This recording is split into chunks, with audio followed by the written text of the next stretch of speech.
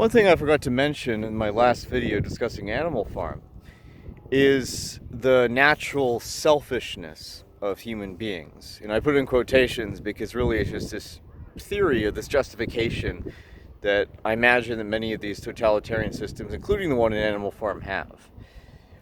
That because people are naturally selfish, that there needs to be an artificial system in place to keep everybody in line.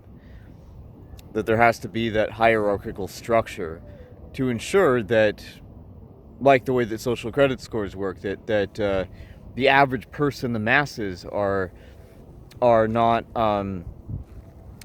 really what it is. It's not even about really wanting any mutual understanding or freedom. Of course, it's really just about keeping people meek and mild, and in the disguise of perhaps other things.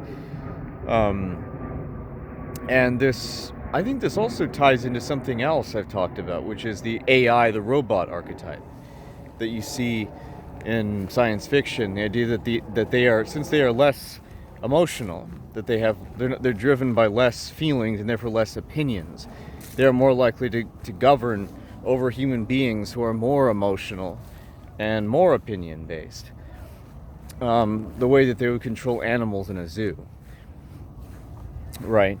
And so I think that ties into that sense of superiority, that kind of, metaphorically speaking, that kind of Aryan race that you see in the sort of totalitarian system like Animal Farm, that these animals turn into eventually, and many people have claimed that it's also a representation of communism as well.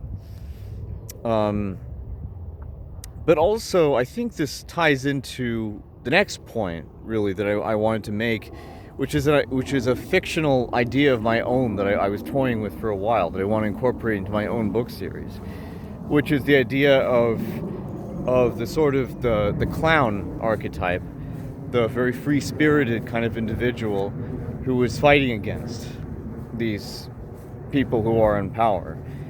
Because for many years, the clown archetype has developed kind of a dark side. I mean, that's why that's been so prevalent in horror, and even the movie Joker, which is a brilliant movie. I mean, Joaquin Phoenix does an amazing job.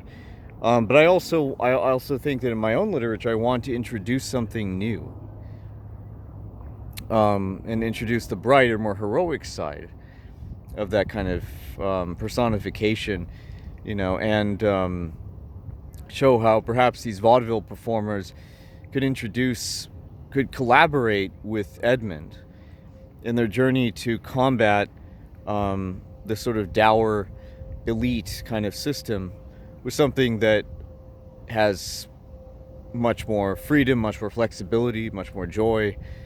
Because I think really that's really the whole point. But going back to that movie, Joker, I think what was interesting about it, though, is that he does, Joaquin Phoenix, I think, does humanize the dark side of that caricature, which usually you don't see in many of these movies about the clown, the murderous clown. And even in his voice, you hear a high level of complexity of different kinds of emotions, even in that involuntary laugh that he has.